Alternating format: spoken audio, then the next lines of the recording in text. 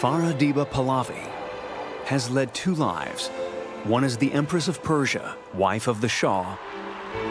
The second one spent in exile, including many years in seclusion in Paris. Who is Farah Diba Pahlavi?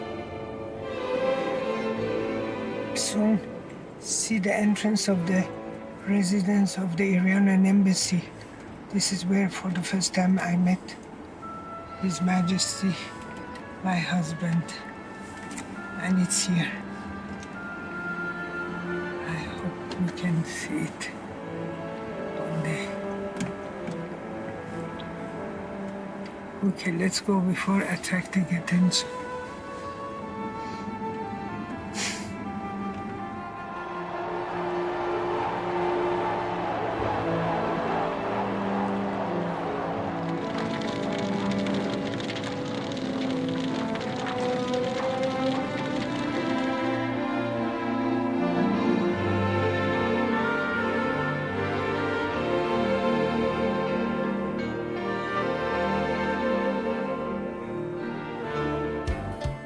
Farah Diba grew up as an only child in a family that was cosmopolitan, yet loyal to the royal family. Her grandfather was a Persian ambassador to Russia, and her father had studied in France. He died when Farah was 9 years old, bringing her happy childhood to an end. Her mother hid his death from her for several months, which proved traumatic. When my father passed away, my mother didn't tell me that. And you know, in those days, they didn't know which is the good thing to tell the children or not.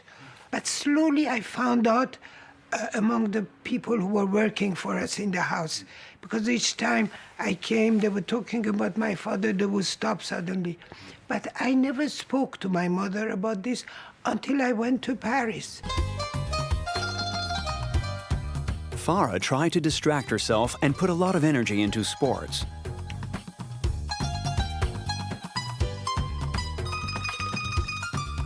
I was captain of our basketball team, and I was also in the scouting movement. I was chieftain of Cub Scout, and it was a modern education. Her team won the Tehran championship 3 times in a row, and Farah was also Iranian high jump champion. She went to study in Paris, living on the International University campus, with students from many other countries.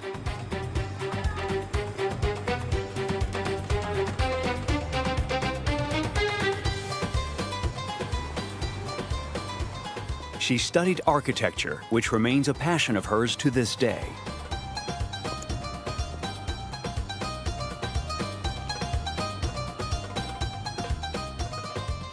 When I was younger, we were renting a house in the north of Tehran with a garden, and there was a little stream. And I was always building houses with mud. And my uncle was also an architect, and so since we were living together in the same house, I will see him drawing and doing maybe that. And I didn't want to have a job to be inside a room, closed. I wanted to be outside and in the nature, and I liked the idea of building not only houses, but I mean, just for one person, but really neighborhoods. And no, I think when I think now, I think I had chosen the right thing. Of course, I didn't finish. Then it happened. Shah Reza visited France early in 1959, and the ambassador invited a group of Iranian students in his honor. Shah Reza promptly fell in love with the 21-year-old Farah.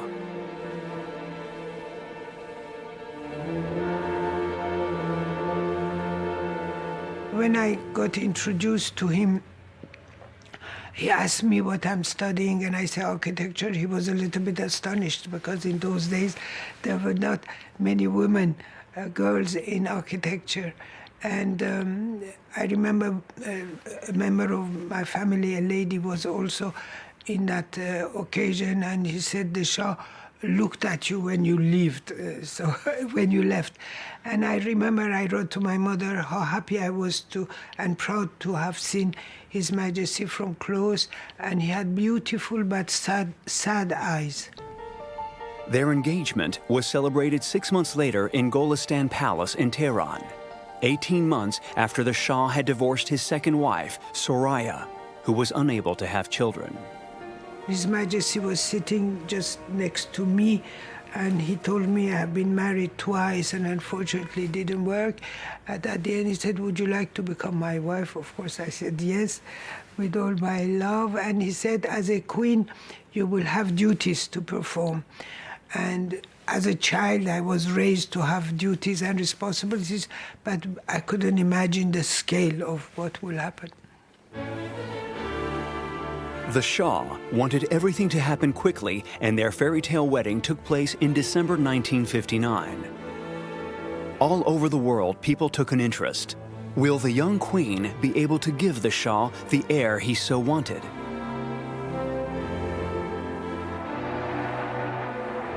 Neither the Shah nor the nation were disappointed. 10 months later, Crown Prince Reza was born. The future of the Pahlavi dynasty was ensured, and the whole nation celebrated.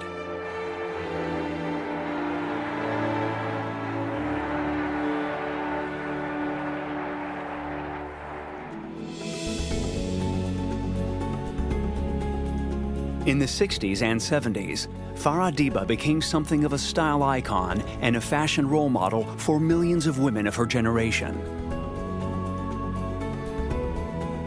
Along with Liz Taylor and Jackie Kennedy, she was among the most photographed women in the world.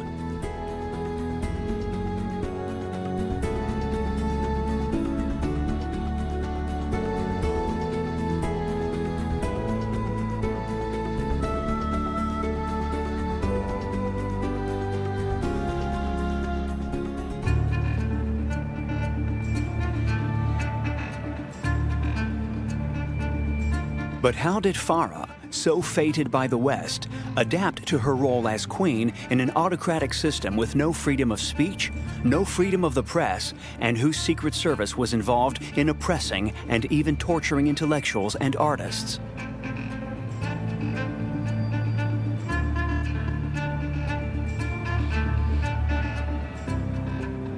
She did intervene on the behalf of many artists and intellectuals. She felt that Savak was actually spending too much time repressing the artistic and intellectual community. And so when concerns were brought to her, she would pick up the phone and call people, or she would appeal to her husband. For example, there was an Iranian intellectual who was seized on the streets because he had long hair. And he was detained, and his hair was shorn, and she complained to her husband, said, this is outrageous. I mean, this fellow doesn't even live in Iran. He had come back from Iran from overseas. And so she was able to get him released, and I think the Tehran police chief at that time was forced to resign over that incident. Savak presided over a network of informants who wormed their way into every lecture hall and every office. And the young queen was increasingly faced with people who had direct experience of their methods. Sometimes some of them came to me or wrote to me, and I tried to help that I could, because I really felt bad. Of course, you know, intellectuals and writers and artists, they don't want to be close to the establishment. They have to be always separate. But it was a pity, because I knew that what His Majesty wanted and where the country was going. And some of these people, if we had the right relation with them, to come and support instead of being against. Of course, there were mistakes, because, you know, the security people that they criticized so much, they didn't see what was happening in the mosque, what they were saying, and other places, or to find ways, or to find ways to arrange, to diminish, or we didn't have a good public relation. You know, now this is so important to have people who tell you what to do, what not to do. Well, I was trying as much as I could do not to, you know, when they create a problem for an artist, for an intellectual, if he was not a terrorist, he was not doing to help him. The great majority of dissidents, nevertheless, ended up in the notorious Evin prison just outside Tehran. The regime with the Shah at its head was terrified of being overrun by communist tendencies. And as a direct result, ever more brutal methods were employed by the security services.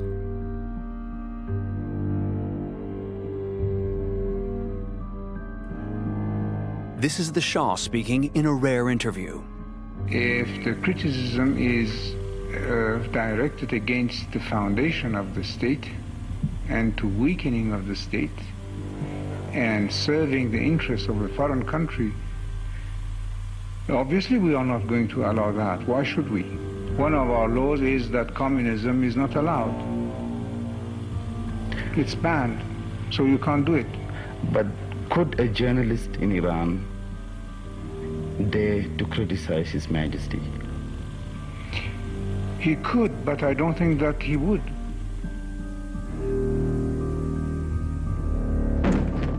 At the end of May 1967, the royal couple visited West Germany. Leftist student groups demonstrated against the state visit. For them, the Shah was a dictator, a murderer, and a vassal of the United States. On the opposing side were Persian students who supported the Shah. The royal couple carried out their engagements unperturbed by the demonstrations.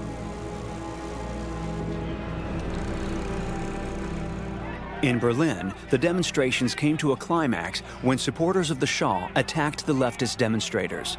The police did nothing to stop them. A student named Benno Onisag was killed by a policeman, and that marked the beginning of the student movement. The journalist Ulrike Meinhof, who would later go on to join the terrorist group Red Army faction, wrote an open letter to Farah Diba, accusing her of knowing nothing about the problems in her country, a ferocious attack.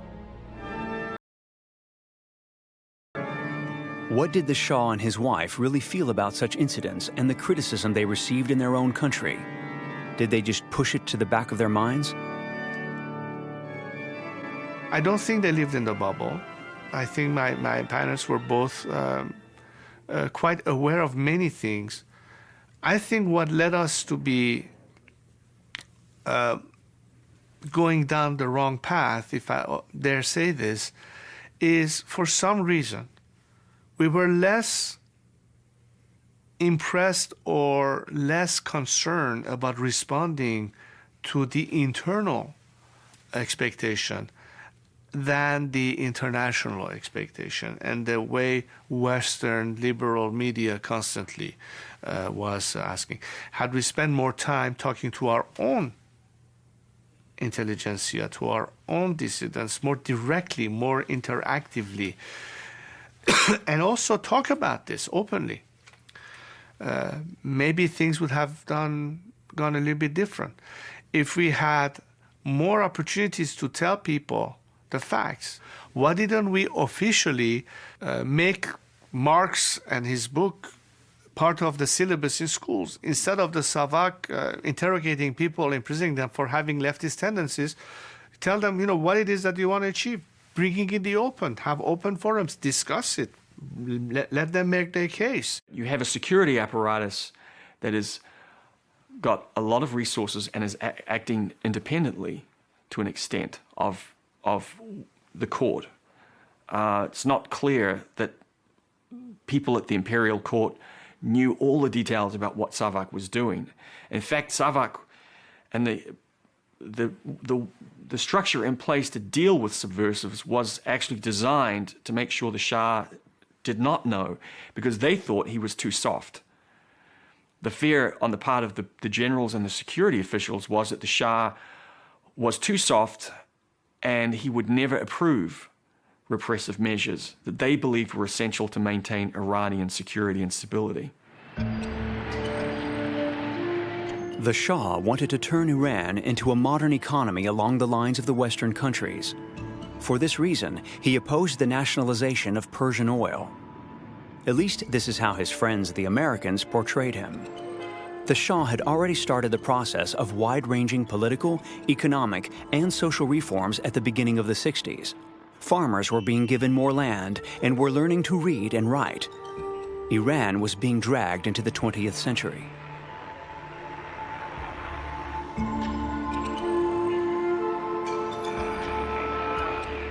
He saw himself as a revolutionary king. He saw himself as more than someone who was sitting on a throne. He saw himself as the agent of change.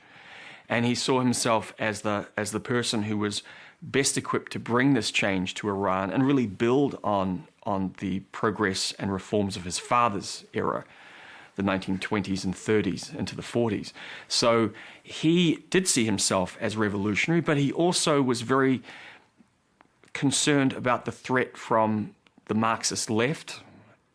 And so in terms of when he says, I will be a revolutionary king, and he said, I'm going to go faster than the left.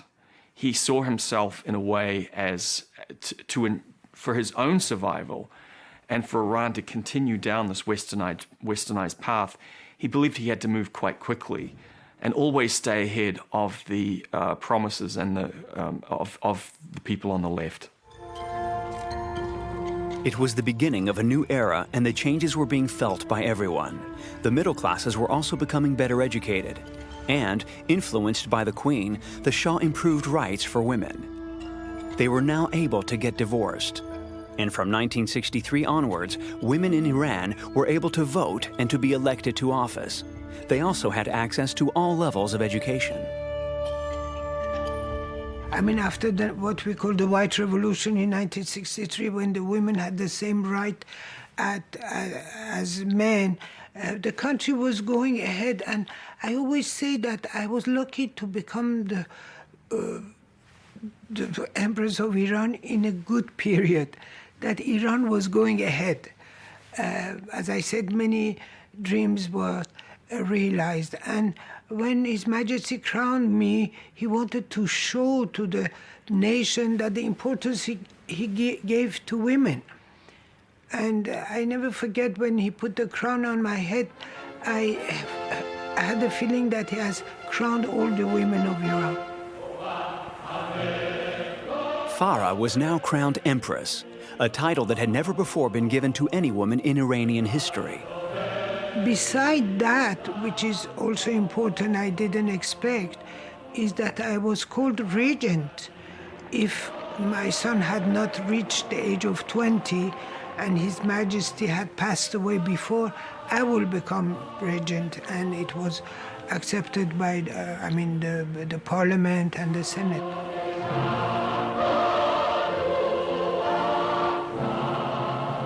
Well, the ceremony was something that we had to rehearse.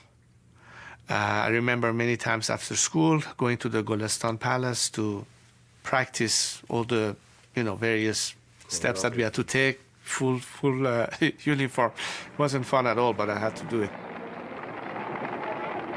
The fact that my mother truly held her place and was truly someone that people today, everybody look at her as the mother of the nation. But even as a queen, they saw how much she brought to the table. In the society that was until then fairly patriarchal and very chauvinistic in terms of male dominance, and that broke many barriers. That allowed for women to find a different place that they never had before in Iranian society, rising beyond the rank of just being a housewife. Ministers, officers in the police force, in the military, judges, you name it. They were beginning to really come into the fold. And I think a lot of that was triggered at the time. So the memory of that moment to me was, this is an interesting milestone, I think. And of course, I didn't think all of what I just told you right there at that moment, but now that I think of it, I knew that there was something special taking place. This is not just some ceremony. This is more than that. It was truly an interesting moment, the whole music, the whole cortege, and then on the way back from Golestan Palace, and all the emotions that people were showing towards my parents and to myself, that was one of the very rare moments in one's history and life that you will never forget. The Empress did not have much time to devote to her own children. She was running an office with a full complement of staff, developing social programs for the general public, founding hospitals and libraries, and building museums. She wrote memos to the Shah on a daily basis, bringing cases of injustice and mismanagement to his attention. What he's saying to her is, I trust you, and I recognize your hard work, and you are now my partner in work as well as in marriage. And certainly that's the impression that people had after that, because her areas of responsibilities grew. She was at her peak of power in the 1970s. I would say the most influential royal consort in the world, and probably the most influential female sovereign for several hundred years, because she had access to government, because her husband encouraged her work, and because she herself was a very active person.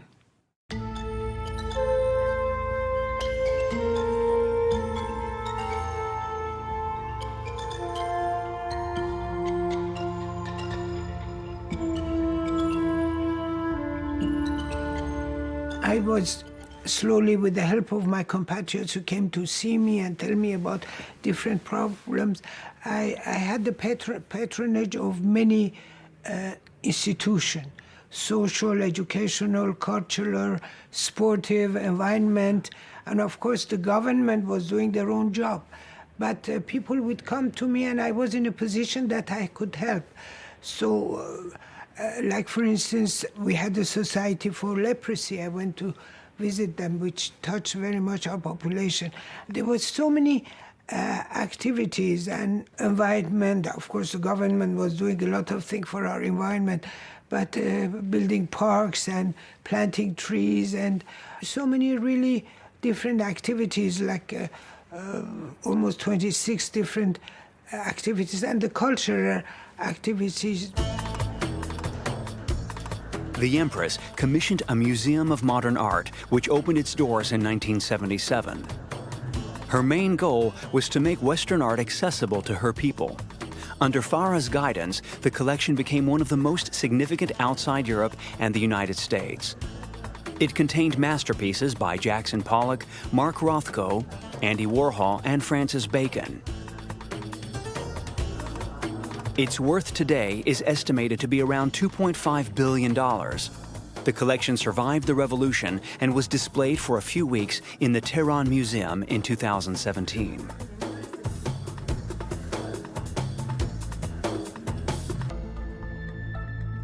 While the Empress was busy promoting art and culture, the Shah was dreaming of Iran as a military superpower. Almost a third of the budget was spent on weapons, principally from the USA.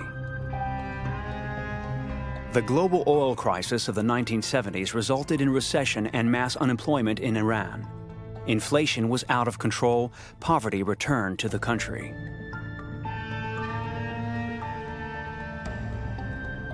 Land reform had not been a success and had led to people leaving the countryside. Rents were continuously increasing, and this turned the middle classes against the Shah. Many people streamed into the cities from the villages and looked for unskilled short-term work. By 1976, almost half of the population of 34 million Iranians lived in the towns and cities. I traveled a lot, and I was accompanied with people and ministers and sometimes even prime minister, and I could talk to people, and the official will ask me, for instance, we need this, we need that, and I was visiting things which has been done, day nurseries or hospitals or schools, or and also talking to people, because I was just pushing the security guards to be able to talk to men and women if they wanted to tell me something, and to see what has been done and what's missing. And when I returned to Tehran, of course, I was giving the report to my husband, and there were things I were also talking to the government. During lunchtime, during dinner time, even in bed, I was telling His Majesty, I was telling what I saw, what was good, what was not good, what was positive, what was negative. And sometimes I also was to remind him, I will write notes and send to his office when he was at his office. No, I was telling him everything very openly, because I considered that he's working so hard for his country and I'm doing, so we have to find ways to do the best thing we can do. The Empress brought up her 4 children in relative freedom. 20 years younger than her husband, she belonged to a different generation. This gave rise to occasional disagreements, especially when it came to the upbringing of the Crown Prince. But Farah didn't let this put her off. Behind every great man is a great woman. And I don't think my father would have done as much as he did without having some degree of influence and consultation from his wife. That goes without saying. I can see some aspect of what he did that certainly has a trace or a flavor of somehow having talked to my mom. At the end of the day, don't forget one thing. People say a lot of things about personalities and royal couples and what have you, but nobody realizes what it means to stand at the top of the pyramid and be judged every moment of your life for whatever it is that you do. She was at the pinnacle alongside with my father, and the two of them needed each other to survive in playing whatever role they had to play at the time, vis-a-vis all of this expectation that is built up internally and internationally. And, you know, she certainly was always someone who caught everybody's eye. If you look at today's media and the way they covered Iran, you know, more often than not, you hear more about my mother than about my father, even though they're together. That tells you a lot. That tells you a lot. Both the Marxists and the conservative Islamic clergy opposed the rapid modernization of the country. The clergy considered that anything that came from the West was not compatible with Iranian values. They allied themselves with radical leftist groups. Signs of upheaval were all around, and the influence of the mullahs was on the rise. Even in my own house, the lady who was working for me, who was always traveling with me all over the world and also asking me to record the cassettes of foreign music I had, suddenly I saw her wearing a scarf. I didn't ask her why and how. You know, I even now when I think, I didn't ask her. And then when she was with me, her scarf was down, but when a waiter came, she would put it again. The Islamic Revolution began in 1978, and Ayatollah Khomeini, who was living in exile in Paris, was hailed as a popular hero. Demonstrations were becoming more frequent, especially in Tehran. The enemies were organized, very well organized, and we were not. The Shah was very close to some of the religious people. Not all of them were for Khomeini. Ayatollah Shariat Madari, who was a very famous Ayatollah, didn't agree with Khomeini, but they wouldn't say it loudly. Anyway, all the ifs now, we think now. And because of those who were for the king and for monarchy were all not organized, unfortunately.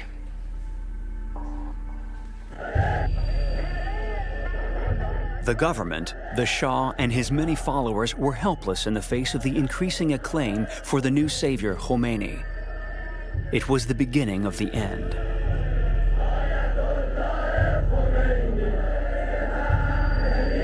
They saw Khomeini as as a Che Guevara type of character who was, in a way, had been martyred by the emperor, that he was forced to leave Iran and he was in exile. So there was this romance around Khomeini that obscured his own speeches and his writing. And I think it's fair to say that many of his young supporters did not understand what he was saying, and many of them actually believed that his most famous statement, the Valiati Faqih, which develops the thesis of Islamic government, his young supporters, many of them believed that this was a forgery produced by the Shah and by the Savak, this internal police, to discredit Khomeini. They couldn't believe that anything so extreme would come from this grandfatherly figure. So there was a sort of, I think, a willful denial on the part. It's something we've seen in other revolutionary situations. You want to believe, you project your dreams and your ideals onto this distant figure. And then when he steps onto the stage, you are presented with someone and something very, very different.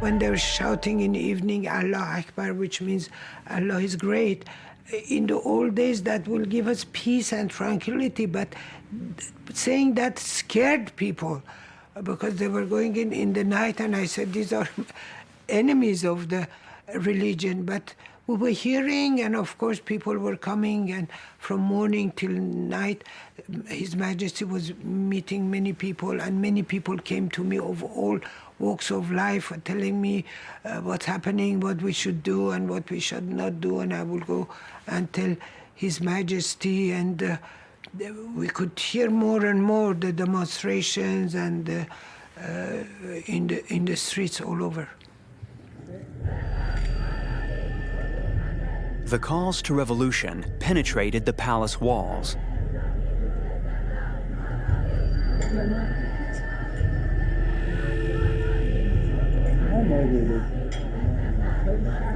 Unfortunately, we were so busy with meeting people and doing things that we didn't have time enough to calm the children. And then after a period, we sent also Ali Reza and Layla with my mother to America, which was not easy also because when they went on a military airplane, they didn't even have food. And then when they arrived in Texas, there were manifestations even there. They had to go in they suffered a lot, my God, like many other children in Iran.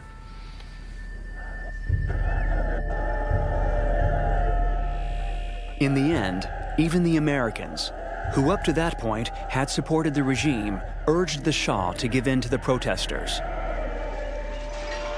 The Pahlavi dynasty was coming to an end. The decision to leave the country was inevitable.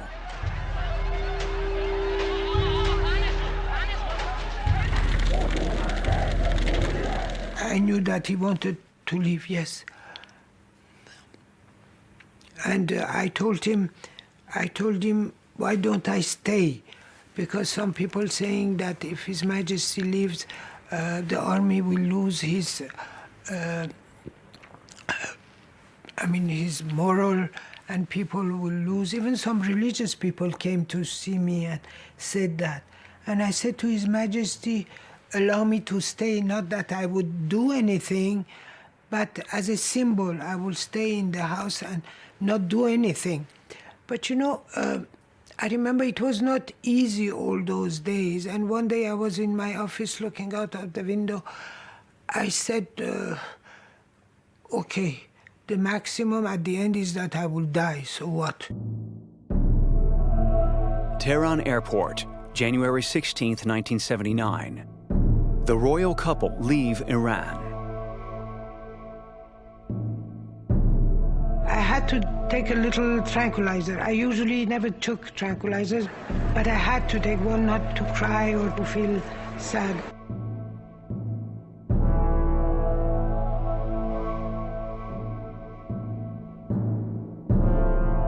The Shah continued to believe that his loyal followers, who were still bowing down before him, could stop the revolution and that his family would return to Iran at some point.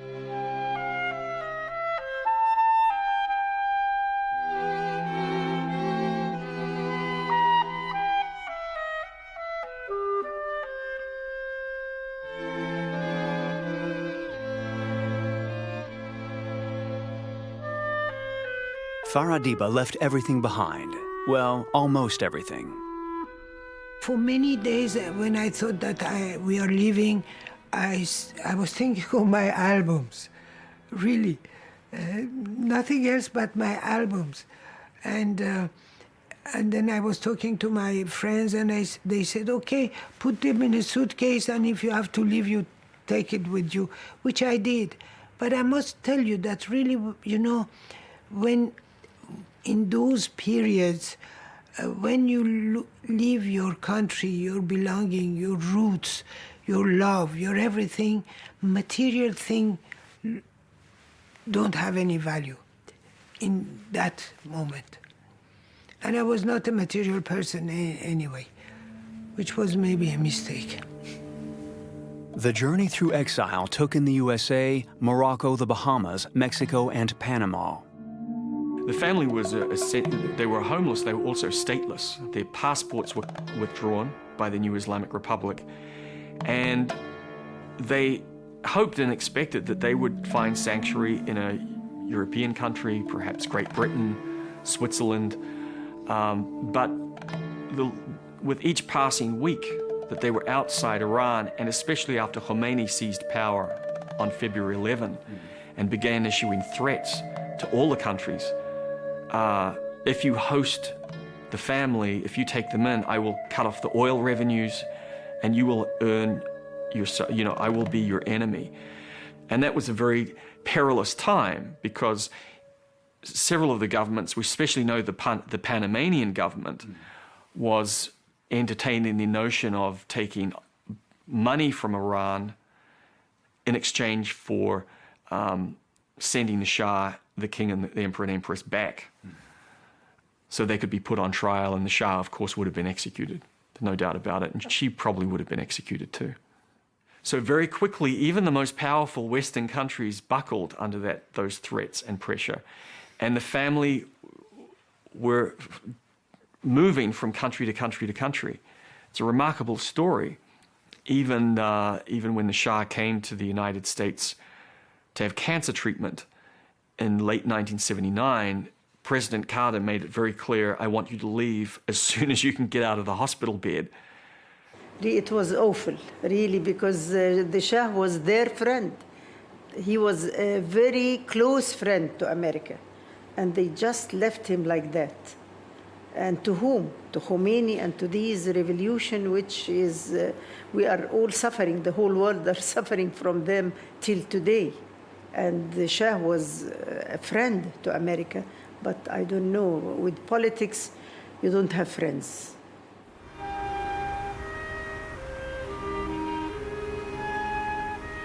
The terminally ill Shah and his family were finally taken in by President Sadat of Egypt and lodged in a guest palace owned by the government. It was at this time that Farah Diba and Jahan Sadat became close friends. She calls me and I call her, we see each other. I love this lady and I respect her because she did a lot for her country. I remember when I went to visit Iran with my husband, an official visit while they were there, she took me to so many activities. She showed me activities that she is doing for her people, for education, for the poor people. And I was admiring her as a woman who worked in these charities, that as a first lady in her country, as an empress.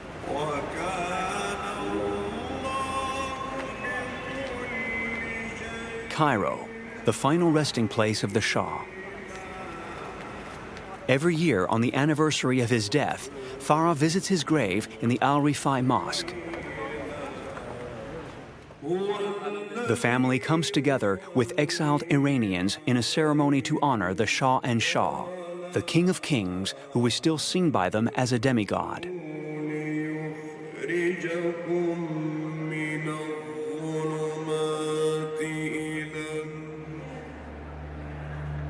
And then she wants to be alone at the graveside.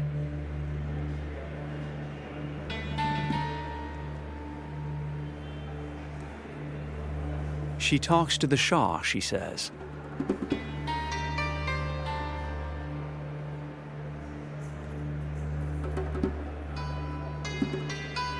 And she prays for the current generation in Iran.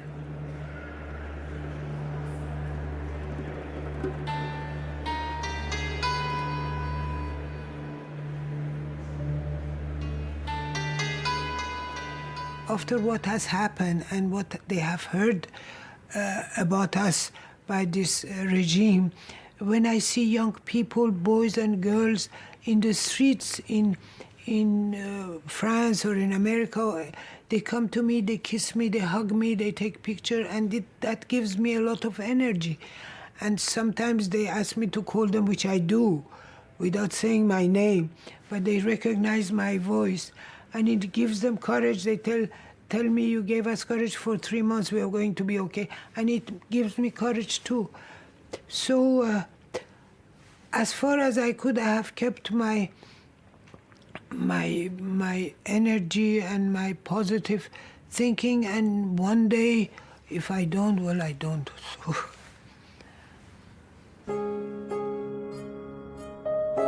The Shah spent his final weeks at the Mahdi Hospital in Cairo. He and the Empress were personally escorted there by President Sadat and his wife.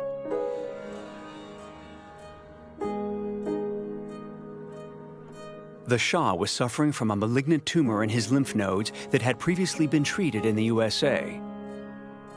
In Cairo, he had to undergo further surgery.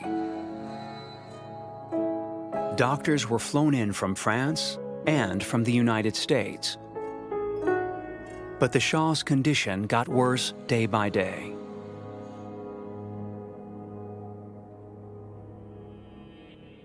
When he went to operation room, I had my hand in his hand and he was smiling at me as if he wanted to give me courage not to give up. And I remember when the last few days I went to sleep at the hospital because I didn't know what was happening. And one night we felt that His Majesty, the doctors woke me up, that he's feeling bad. And I asked him, should I tell the children to come? And then Farah and Ali Reza were outside. They came, and for that day, my son was in the room, I was in the room, Princess Ashraf was in the room, Mr. Zaidi was in the room, a waiter of my husband was in the room, and his doctor, Dr. Pirnia, was a lady in the room, and I was holding his hand, and Farah was sitting next to him and calling him Papa, Papa all the time, holding his hand till the moment. Unfortunately, he made a few breathe and then it was finished.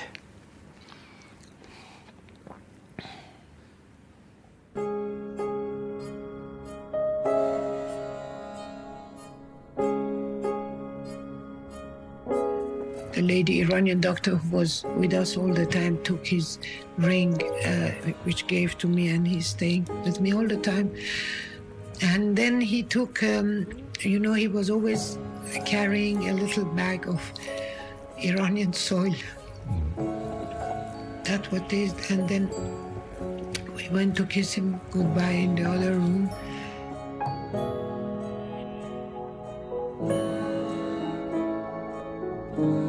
What helped me was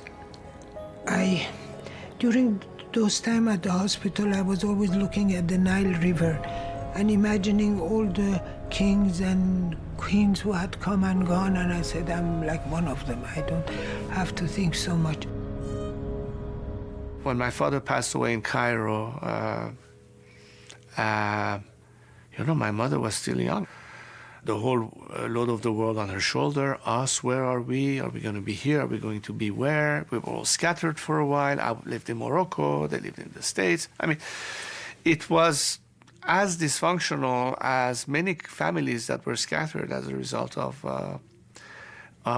having to leave Iran. And yes, I think that my mother has been the glue that kept as much as she could our family together.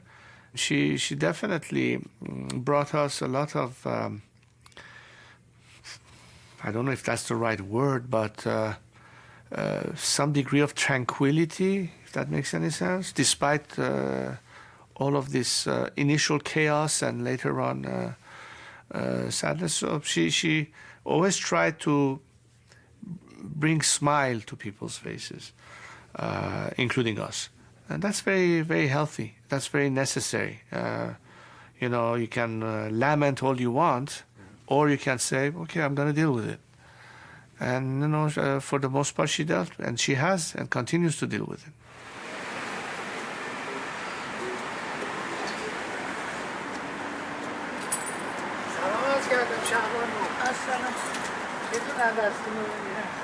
She is often recognized in the street by exiled Iranians.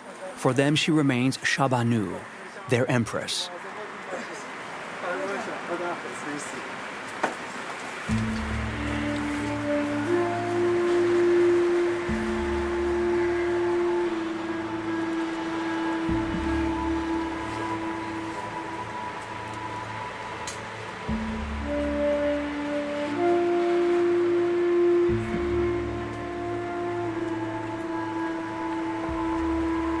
She often visits Passy Cemetery in Paris, where her youngest daughter Layla is buried.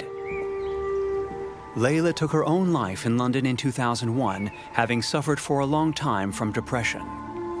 She was never able to overcome the trauma of leaving her country at the age of 9 and losing her father, to whom she had been very close.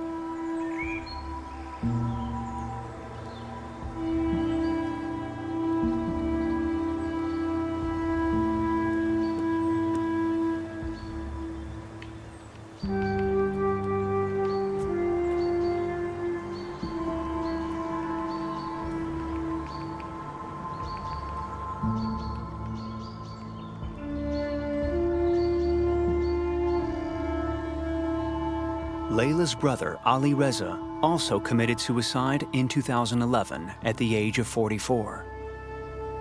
This is a wound which always stays with you. Every day I think about it. And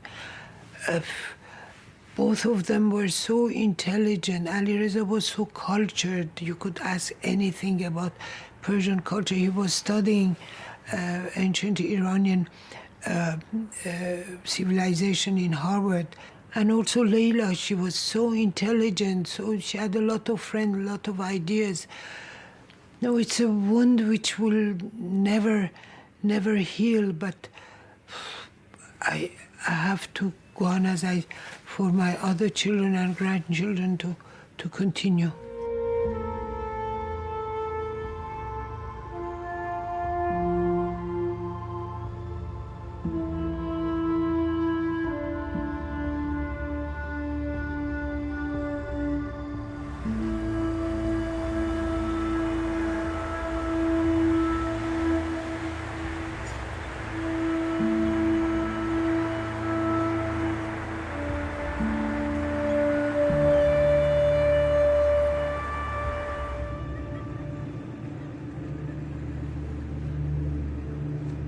Farah Pahlavi is constantly drawn to Venice.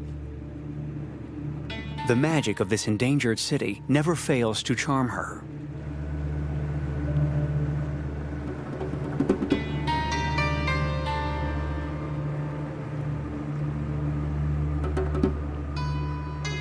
On this occasion, she has come to the Biennale, the international art exhibition.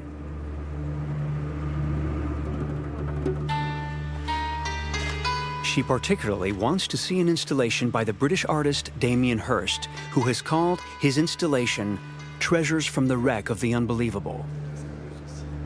The Unbelievable is the name of a ship that sank with every possible treasure on board. The artist shows us the treasures that he has taken from the bottom of the sea. Of course, the entire story is a fabrication, and the treasures had been created by Hearst over the course of several years.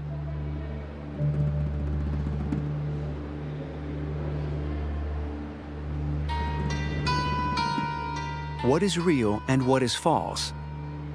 Can human beings construct their own truth?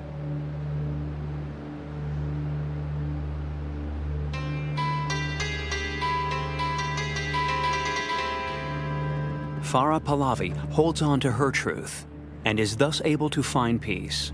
She lives in the moment even though she can never entirely escape her past.